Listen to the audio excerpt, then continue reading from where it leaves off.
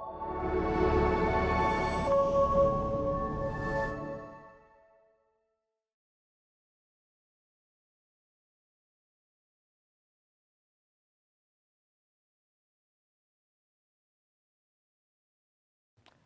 everyone, thank you for tuning into another episode of the Hold On to Your Heart Project podcast. My name is Jackie and I'm the host.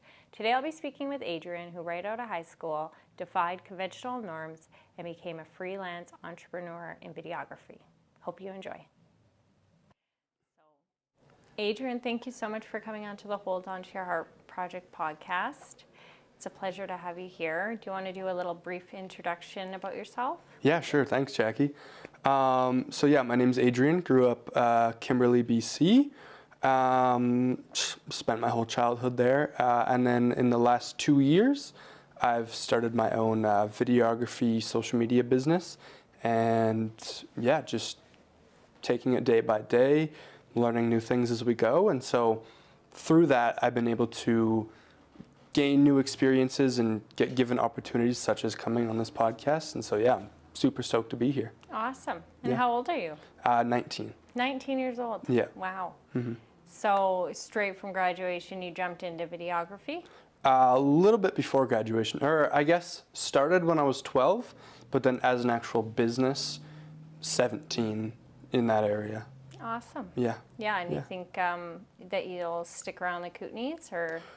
Not necessarily, no. I do really like the Kootenays. It was a good place to grow up, good friends here, but I just have more work, and I think that there's more opportunities for me down in the Okanagan in Kelowna, so the plan is to pack my things and move out there next fall. That's amazing. Yeah. That sounds really good. So we'll kind of just jump right in, coming on the podcast, I like to ask the guest, when you think of holding on to your heart, what do you think of? So what I think of was my entire experience through high school, because if you know anything about the education system these days, it's not geared towards entrepreneurs. And what I like to say is that if you're in school and you can't figure things out on the topic of school, there's a lot of help for you. Like if you are genuinely incapable of performing well in school, there's a lot of help. Whereas if you're someone who's capable of a lot, but you're just lost and school is not really for you, there's next to nothing when it comes to help. And so then you kind of fall into the path of being this kid who's just lost and doesn't know where to go because there's really no guidance.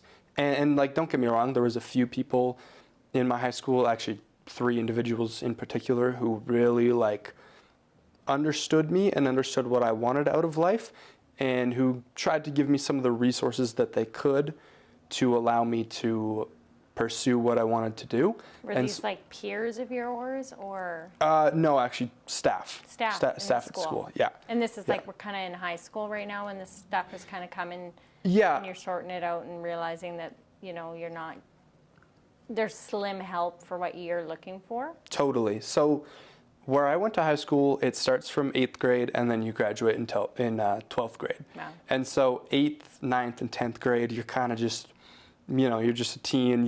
No one's really thinking about what they want to do with their life at that point. Mm-hmm. You're kind of just messing around, partying, having fun, whatever. And then by the time you hit like 16, 17, people start to look at the broader picture. They start to look at like their life and universities and what they want their career to be.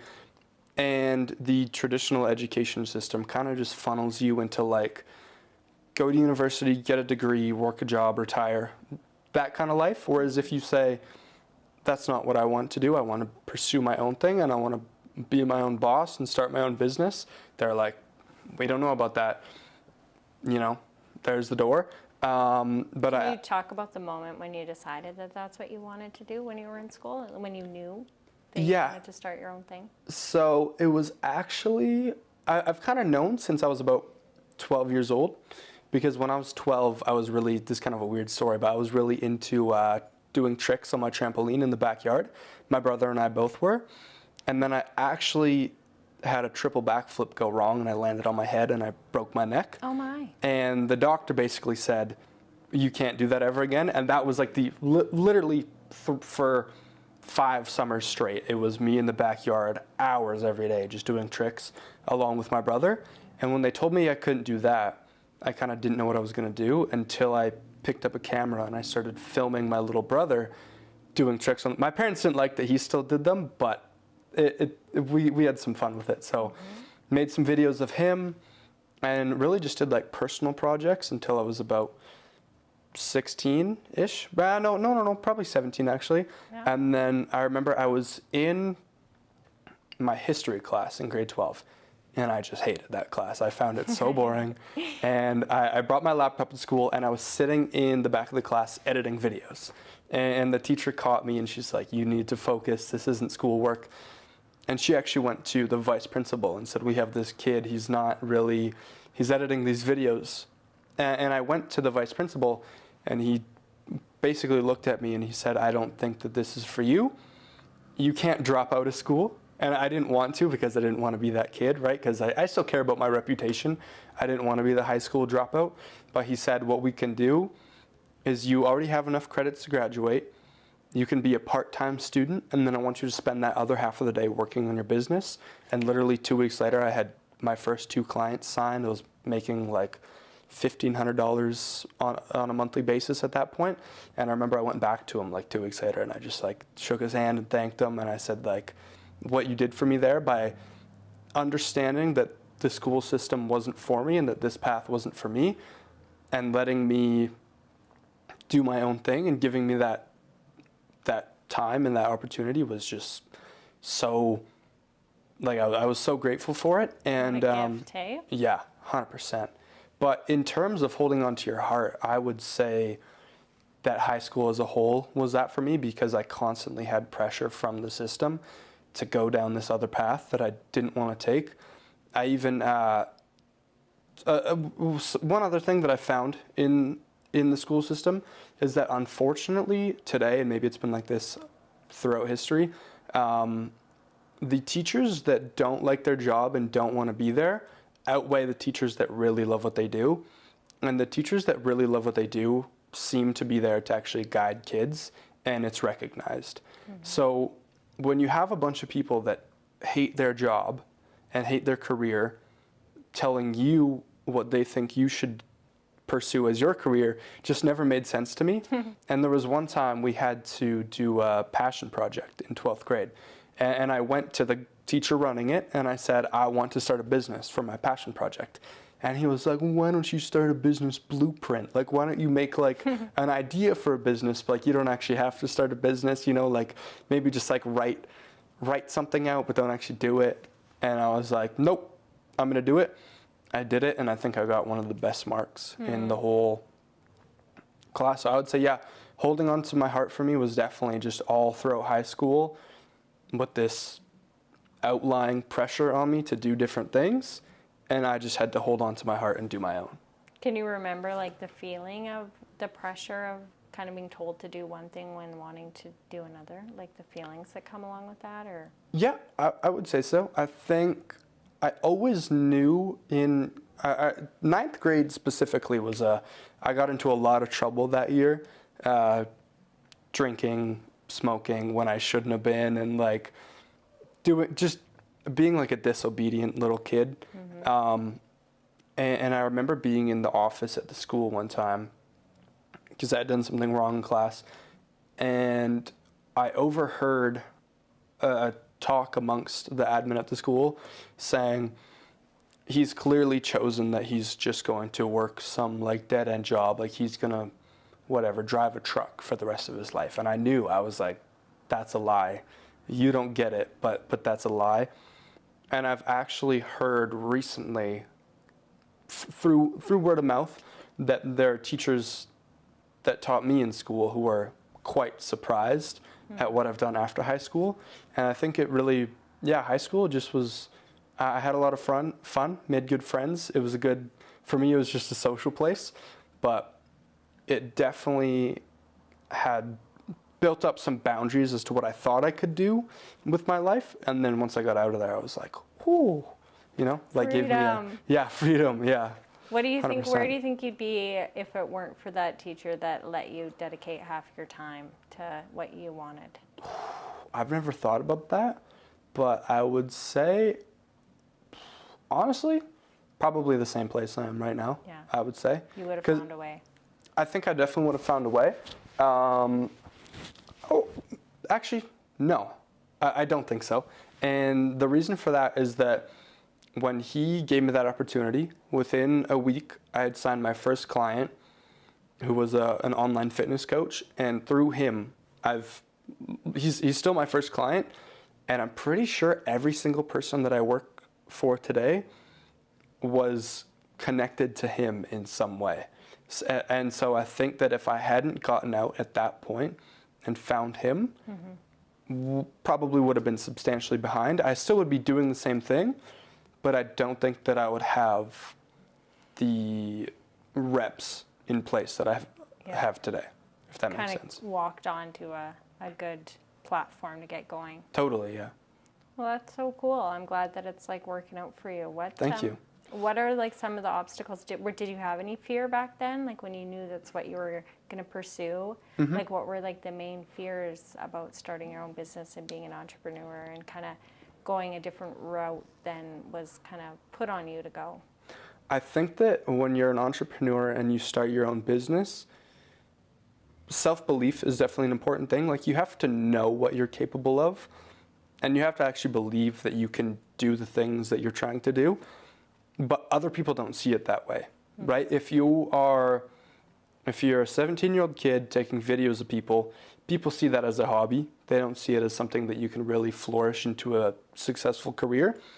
And so I would say that one of the biggest struggles was just having people that didn't see it the way I saw it.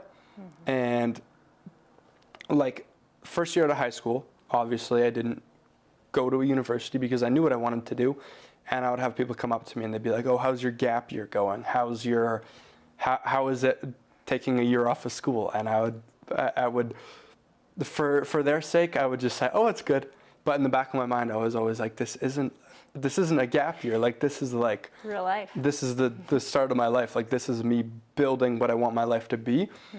And as I've put more reps in and as I've done more with it, people have started to actually see things the way I saw them at first. But there was a long period where people were like, I was getting a lot of pressure to change my path, or they were like, "Oh, if you're into, media and videography, maybe you should go and get a performing arts degree or something like that." And I was like, no, like I know what I want to do.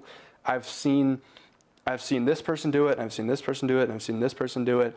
I'm going to follow what they're doing because they're where I want to be in 5-10 years.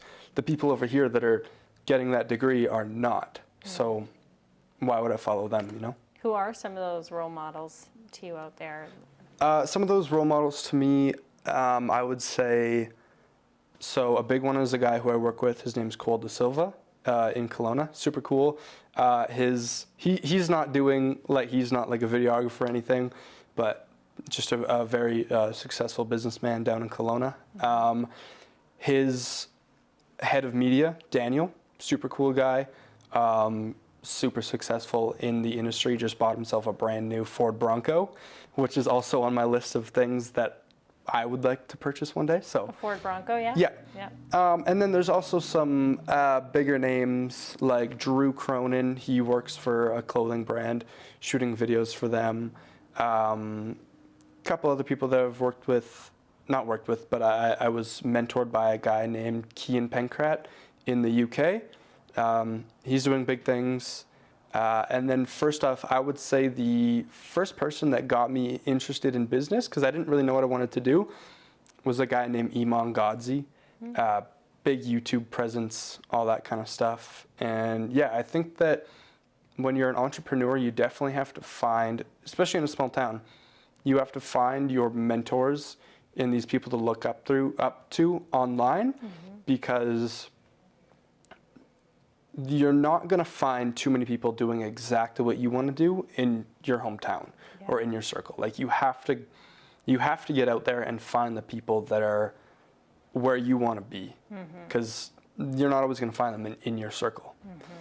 And something like what you're doing is so ever changing too, right? Oh yeah, 100%. I feel like and there's a real peak in videography and the need for that, right? The Totally. market's really growing for it, and it seems to be like the way of the future, right? Like it just, people want video as opposed to, not that there isn't a place for still shot, but it is just such a, it's an art form, right? 100%. And yeah, that's really, really neat that you get to use your creativity and do that. Yeah, thank you. When people were trying to, like, you know, deter you or say like gap year, you know, just put doubt on you, it sounds like, you know, was there some special script or something that you would tell yourself to kind of like get through those uncomfortable bits of people not agreeing per se?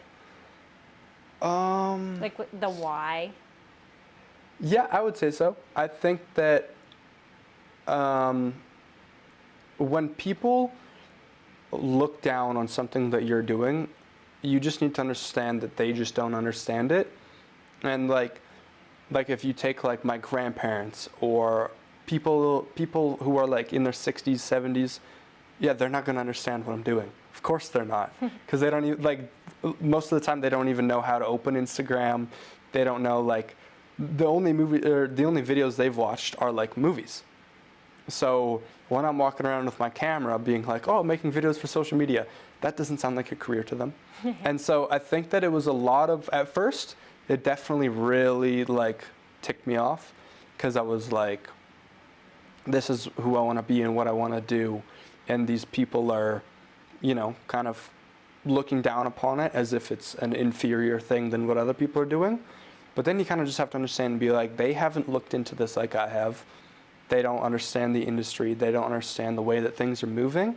And so you can't really be mad at them for looking down on you, because they just don't understand it. Yeah. Yeah. That's fair. Yeah. So just kind of realizing that it's not about you. It's really just about their perception of where they're at. Yeah. 100%. I guess what is, you know, what drives your work? Like, what is it that you love so much about it? I would just say that it feels good to me to do something that is irreplaceable in a sense, and also that you are, in 100 years, people are going to look back at you and you're going to be like the outlier. Because in like society, the way that the school system is designed is to, yes, you can pick your own career, but you're going to be the same as everybody else. You're not going to be like an outstanding person. Like really, I don't think that our school system is designed to turn you into something outstanding. It's just supposed to be, oh yeah, you're another worker or whatever. And so I think that it's really cool to be able to do your own thing, and to even like, and also I'm not saying that my career is inferior to other people's, but I think what drives my work is that I want to be remembered as someone that did something outstanding or was outstanding at whatever they did. Like if you become a lawyer, I don't think that you should strive to be an average lawyer. You should strive to be the best. Like striving to be average just never really made sense to me. Like you should want to be number one, and I don't understand why nobody would. And so I think that that is what really drives it for me, is that it gives me a good vehicle to be really good at something rather than just another part of the mix. Where do you think that like internal drive to be like, you know, the push like to be number one, right? To kind of try to achieve, be the best, right? Like, yeah. Does that come before, you know, like, has that always been like a drive? Like, say on the school, you know, before high school, like on the playground. No. Do you remember that feeling? No. I was not at all competitive in school. Like definitely not. School sports, I remember I would like show up because I had to, and I'd be like, oh, okay, whatever, I'll run this, or I'll do this event in like jeans and some crappy shoes. And it never really mattered to me back then. And it's definitely one of those things where it's like you have to develop the desire. Like you're not going to be someone who doesn't care about being great at something and instantly wake up the next day and be like, I want to be the best. It's like you have to kind of start studying people in a way and be like, okay, the people that I look up to and I respect, are they average at what they do, or are they really good at it? And then you'll start to realize, like, no, everyone that I respect and admire and would like to be like in the future are all really good at what they do. And so I think that that was kind of the driving motivator of it. And then I guess also, I didn't really think about it this way. When I was growing up, I saw it as a bad thing, but I've never really been like just a part of the mix. There was always something that was a little bit different, and I really didn't like that in high school. Like, all my friends in high school played hockey, and somehow, starting from 8 years old, I ended up doing figure skating until I was 14. And I hated that back then. I was like, everyone's playing hockey. Why am I skating to music over here? And then, I was just like, I saw myself as like the weird one back then. But then now that I look back at it, I'm like, okay, me figure skating when everyone else was playing hockey gave me the like internal ability to do things differently than everyone and to be okay with that. Yeah. Right? Yeah, that's the way I think of it now, at least. When did you kind of come to that realization? Because that's a really good one. That's a huge one. Probably like a year ago. Yeah. I don't know. Because figure skating definitely was always like, you know, like you'd be talking to girls and they'd be like, oh, do you play hockey? And you'd be like, no. And they'd be like, do you do any other sports? And you'd be like, no. Because you didn't want to say it because, I don't know, you just didn't. Especially as a guy. As a girl, it seemed completely normal, but as a guy, to me, I just always felt like it was a little bit weird, and I didn't like how different it was. And then, I guess a year ago, I think someone said to me, they were like, you've never been like everybody else, and now it's really a strong point for you. And I started thinking about that, and I was like, yeah, they're kind of right. Like, I never did things the same way, I guess. Mm-hmm. Yeah. You kind of you broke the beaten path, right? And yeah, did it your way. And how did you get into figure skating? Like, how did you stay for so long feeling the way you did about it? So, when I was like 8 years old, I was doing the general like skating lessons that all kids do. And then when you get a little too good for that, they come to you and they say, okay, you're too good to be here.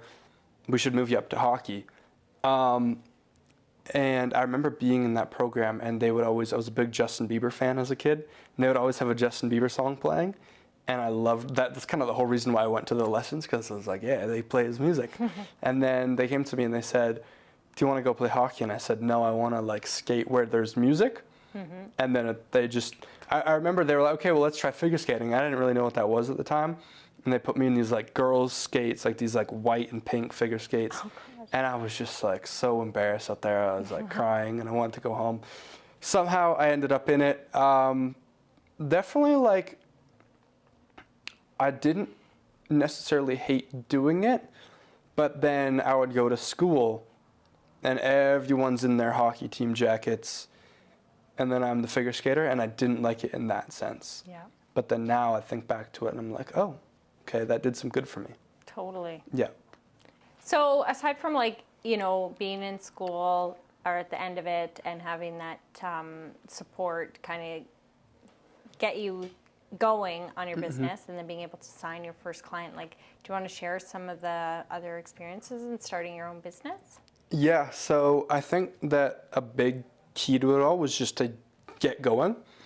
Like, because I think a lot of people, and myself included, waste a lot of time like, oh, I'm going to take this course and I need to like get my mindset. And like you hear all these people, and I did this for a long time too, where they're like, okay, I'm going to work on my business today, but I need to go to the gym. I need to do like a mindset routine. I need to like have a cold plunge.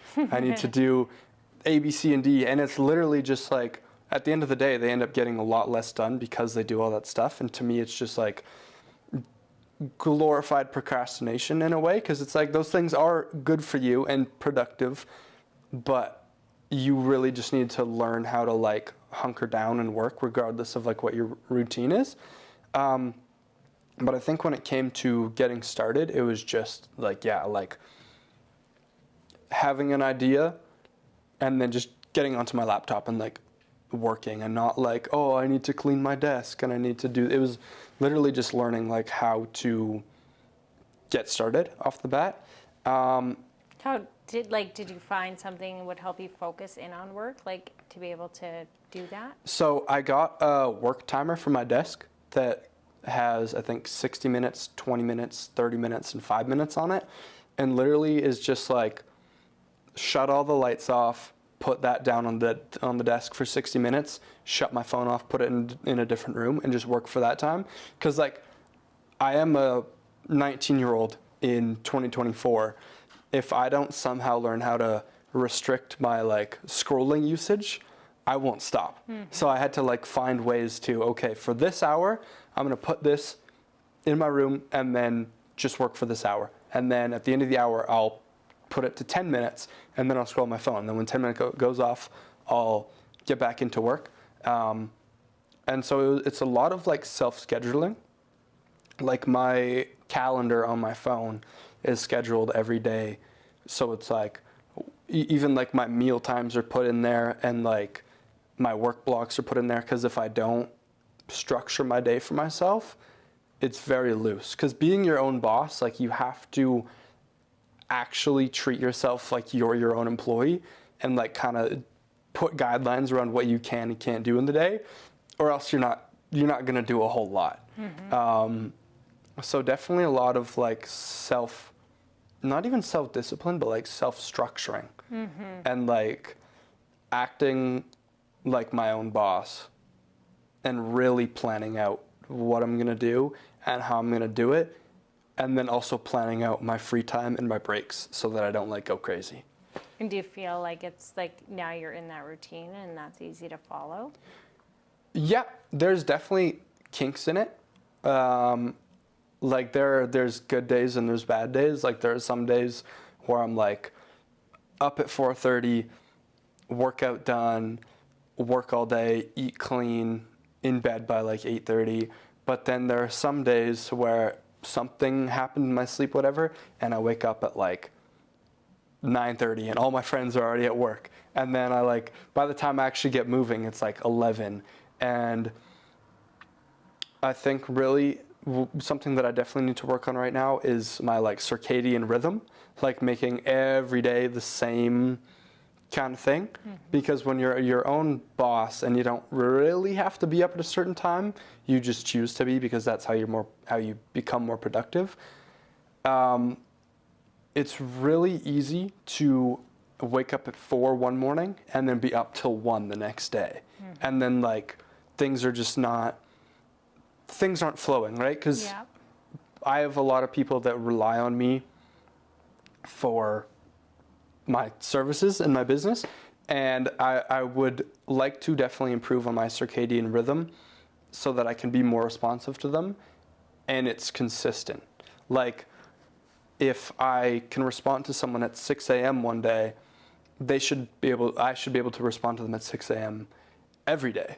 You know, maybe not the Sundays, because it is good to have a day where you don't stop working, but you kind of like take a breather and look at like, okay, how did things go this last week? How can we improve this week? Because if you don't, actually my boss Cole taught me this. It's called the 90-10 rule, where it's like 90% of your time is productive and working towards your stuff, and then 10% of your time is taking like a breather and looking at everything that you've done and going, okay, I messed up there, how can we improve on that? And then also it's good to let yourself have a little bit of a break here and there, because if you don't, you're gonna like implode on yourself at some point. And like when I go days or weeks without breaks, all of a sudden my like work ethic and my productivity and my structure just goes down the drain, because I've just like overdone it. And so yeah, it's definitely important to work but also take breaks. Absolutely, yeah. You definitely need to like decompress and be able to sit with yourself, right? Yeah. And I think that's a really hard thing to do in early entrepreneurship, because it's just like you need to grasp at things that are coming your way, right? But then also so important to have that structured now, so that in the future when you are even more busy, you know, that's just embedded in you to take that space, right? Totally. Burnout is real, and it's a lot of work getting things off the ground and getting your name out there and starting a business. And I mean, it sounds like you started in the time of COVID too. Like, was that a hard experience? I wouldn't say I started in COVID. I definitely became interested in personal development during COVID.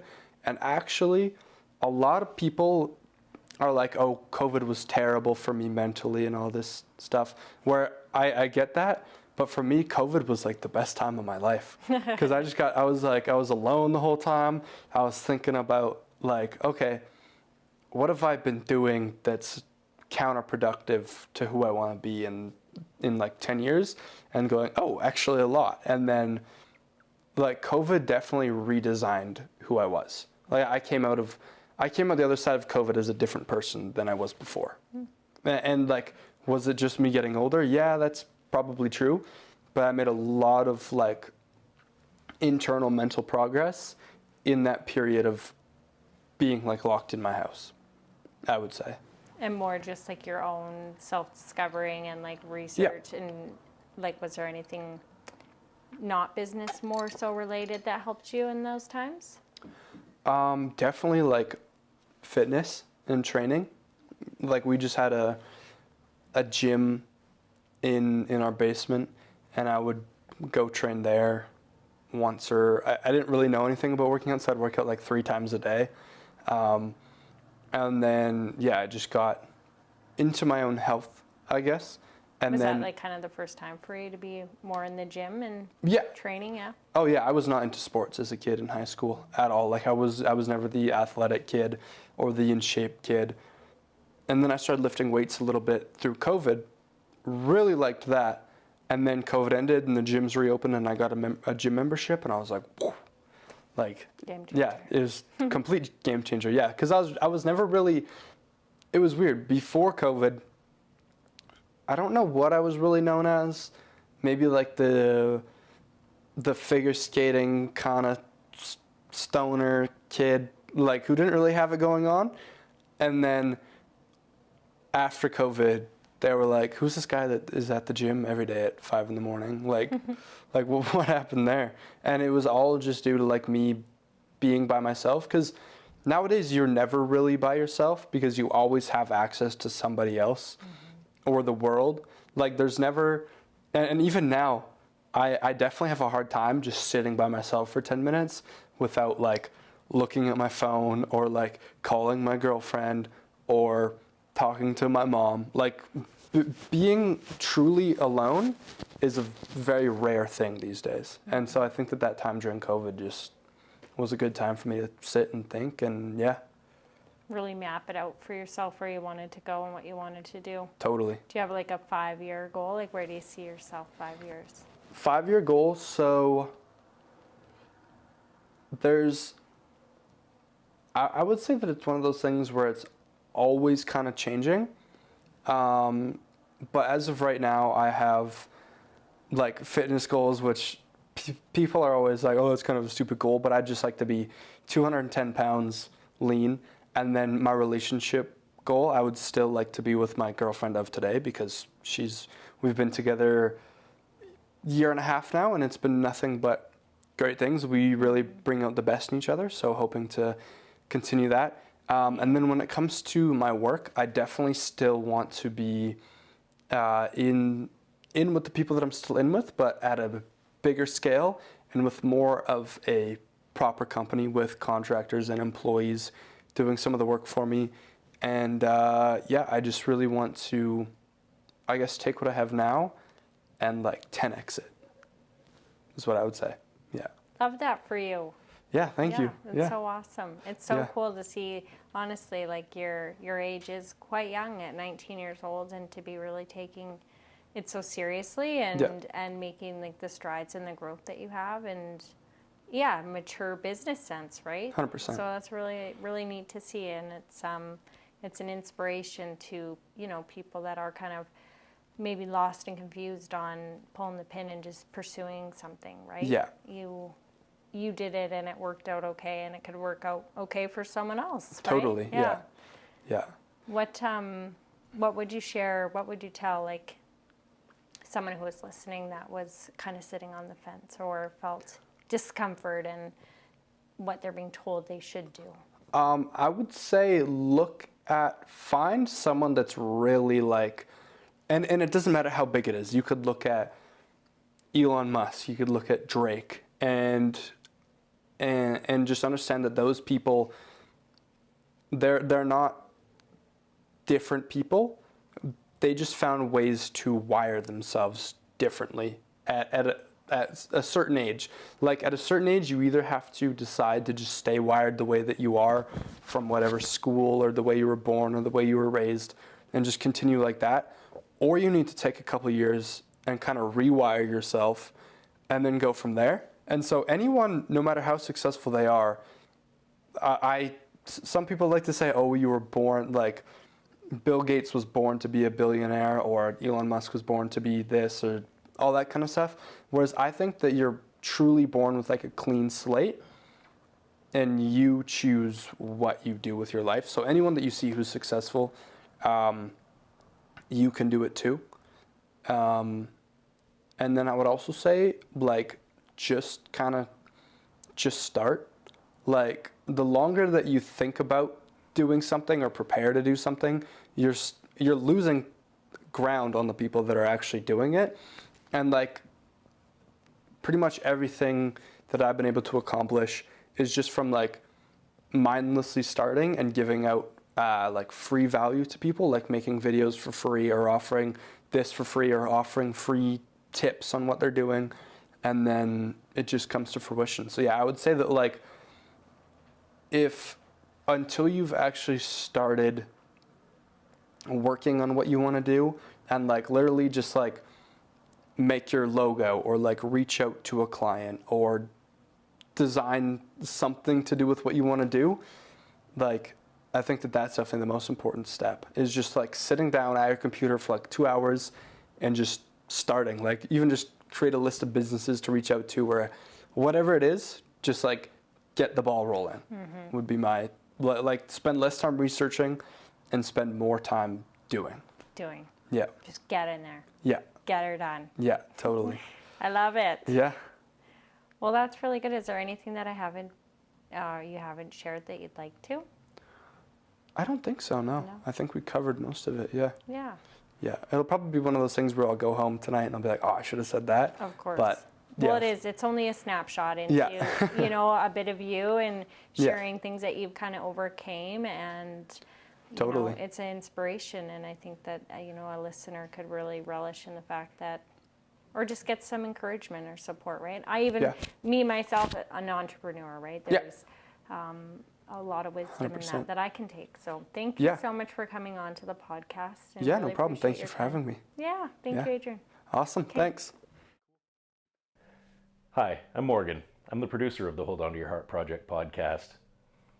If you'd like to find out more about the podcast or listen to previous episodes, you can find us at holdontoyourheartproject.com or on social media and audio streaming platforms and YouTube at Hold On to Your Heart Project. Thanks for listening.